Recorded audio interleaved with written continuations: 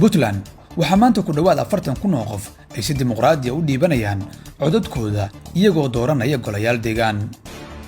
23 sano iyo 5 hogaamiye ayay Puntland ku qaadatay inay soo gaarto maalintan taariikhiga ah.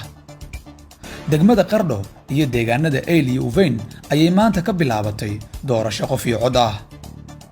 waa diiwaan macno weyn ku fadhiya oo Puntland u qaadaya jihada ugu sarreysa ee nidaamka furan ee siyaasadda. ku dhawaad 47 kun oo qof ayaa iska diiwaan gelisay saddexdaasi magaalo ee tijaabada cusub u ah hanaanka axsaabta badan ee Puntland. waxaase kaararka codeynta qaadatay 37,500 oo qof sida ay sheegeen guddiga maamulaya doorashada. dadka loo ogolaaday inay codeeyaan oo ay musharaxiin ku yeeshaan doorashada ka socota Puntland waxaa ku jira dadka ku barakacay deegaanadaas ee ka soo tagay deegaanadoodii, taas oo ah tallaabo si weyn loogu bogaadiyey maamulka Puntland. dadka maanta codka dhiibta waxaa ka mid ah hogaamiyaha Puntland Siciid Cabdullaahi Dani, kaas oo maalmahan olole ugu jiray inuu doorashadan natiijo wanaagsan ka keeno urur siyaasadeedkiisa ka ah. dadka reer Puntland ayaa si weyn u bogaadiyey hanaankan dimuqraadiga ah. korjoogta Soomaali u badan ayaa dusha ka eegaya doorashadan, saxaafadda ayaana sidoo kale loo ogolaaday inay si furan u tabiyaan. waa taariikh dahab ah oo ay Puntland xareysatay maanta. Siciid Cabdullaahi Dani, hogaamiyaha xilligan ee Puntland, waxa uu arrintan ku mutaystay ammaan badan. waa guushii ugu weyneed ee uu gaari lahaa hogaamiye kasta oo Puntland yimaada.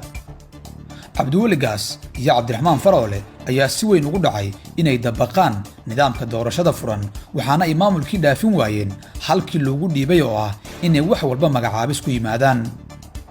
inkastoo Siciid Cabdullaahi Dani uu maanta taariikh wanaagsan diiwaanka ku qaatay, haddana dhinaca kale waxaa muddo xileedkiisa oo 3 sano hadda ku dhow hareynaya inuu yahay hogaamiye awoodda dowladda si weyn ugu tagrifala. Dani waxa uu buugiisa dhaxalku kulminayaa inuu qabtay doorasho qof iyo cod ah iyo inuu dhinaca kale ciidan ku weeraray baarlamaanka Puntland oo dadna lagu laayay, inuu eriyay gudoomiyihii baarlamaanka Puntland, inuu 8 xildhibaan oo ka aragti duwan ka ceeriyo golaha baarlamaanka iyo inuu si weyn u boobay doorashadii aqalka sare. wuxuu buugiisu wada calfaday siyaasi awood sheegashada u fududahay dimuqraadiyaddana u dhow.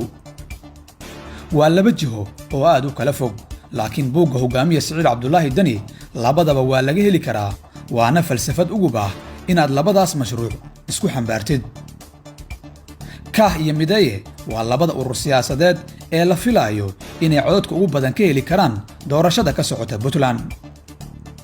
doorashadan iyo maamulada kale ee dalka 5 maamul goboleed ayaa hadda ka jirta Soomaaliya.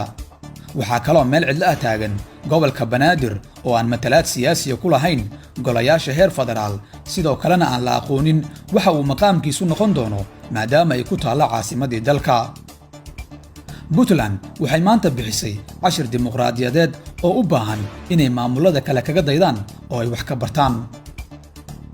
waxay dad badani ku tilmaameen doorashada dadweyne ee maanta ka socota Puntland mid furo u noqon karta inay toosaan oo ay baraarugaan maamulada kale ee dalka oo ay qaadaan dhabaha iftiinka iyo ilbaxnimada huwan ee Puntland ka hirgalay maanta. maxay kula taadiga